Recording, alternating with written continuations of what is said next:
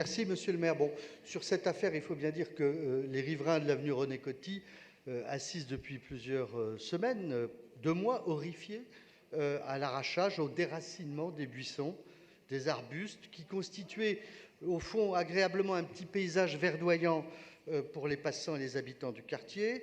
Ça constitue aussi un abri naturel pour les oiseaux, les centaines d'oiseaux qui choisissaient d'y bâtir leur nid et d'y fonder une future nichée, autant de rouge-gorge, de moineaux, de bergeronnettes, d'assinteurs mouchés. Voilà.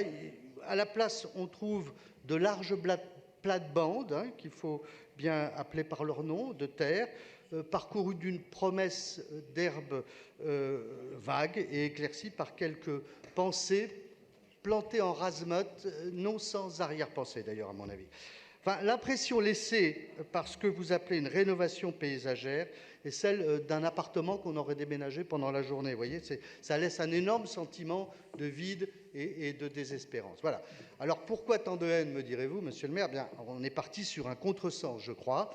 Là où le conseil de quartier projetait des traversées piétonnes plus sécurisées, sans bouleversement, on a décidé d'une rénovation totale de cette contre-allée qui vise à éradiquer toute l'ancienne végétation pour y semer une strate plus basse, plutôt herbacée, ce qu'ils appellent une palette végétale, qui mettra au moins 10 ou 20 ans pour prendre la place de celle qu'on vient de supprimer. Voilà. Et pour favoriser la diversité d'usage de l'avenue René Coty, on implante un mobilier ludique, sportif, entre autres un baby-foot en béton, une table de pique-nique, enfin je vous passe les détails.